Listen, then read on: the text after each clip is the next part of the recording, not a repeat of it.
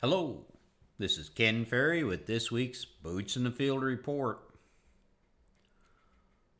Last week, Janine and I went on a bit of a road trip. We spent most of the week in Canada doing some field days. We left Hayworth and went out to Syracuse, New York, crossed into the Canadian border, and went up into the Ottawa Valley. The field days up there were put together by Sullivan Agro and the Ottawa Soil and Crop Improvement Association, as well as a group of other sponsors. We did 2 tillage schools up there where neighbors and farmers brought in different tillage tools for the event. It's a really unique event. Met a lot of good people there. From there, we went to Woodstock, Ontario, to participate in the Ontario Yield Tour put on by farmers.com. Man, it was great to get back into Canada to do in-person events after 2 years of being shut out with the COVID. Janine and I really enjoy going to Canada to do farmer events. The Canadian farmers are very hospitable. From Woodstock, we traveled through Detroit over to Waterloo, Iowa, to get into some fields over there on Friday. From there, we traveled to Northeast Iowa, and we made the trip back here to Hayworth on Sunday. That trip was a little over 2,700 miles of crop touring. It is definitely a case of the haves and the have-nots. Traveling east, northern Indiana was dry, especially the non-irrigated fields. Ohio looked good. As we got into New York, it was more hit and miss. You'd drive, an area be dry and you could tell it, and then it would be back to moisture and then back to dry again. All of Canada, the corn looked impressive. I would say the beans were more average. Coming across Michigan, it looked like some of the areas had too much rain, but in general, I would say a pretty good crop. As we moved into southern Iowa, the corn there looked tough in the light soils, and it was starting to die. It looked like pretty fast. But when we moved north up to Highway 20, everything looked great, with plenty of water to finish this crop. They don't need any more. This area was supporting some of the highest corn yields I've seen all year. And they're 20, 25, in some cases 30 days from black layer.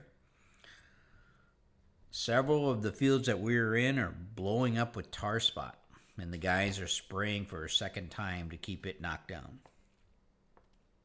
I predict the northeast half of Iowa, a little bit of Minnesota and Wisconsin will be the tar spot alley this year.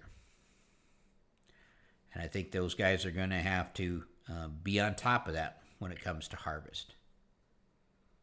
In this trip, I did some interviews to bring some of the perspective of what those local growers were seeing and dealing with. Well, Zach will post those for everyone who wants to listen to them, and you can listen to them on your own time. Big thanks to the people who let me interview them, to share their experiences with the rest of the group. Here locally this week, some of our April planted corn is at or approaching black layer. Several growers wanting to take advantage of the early harvest premiums are looking for black layered corn. Hoping to take some of that corn out this week.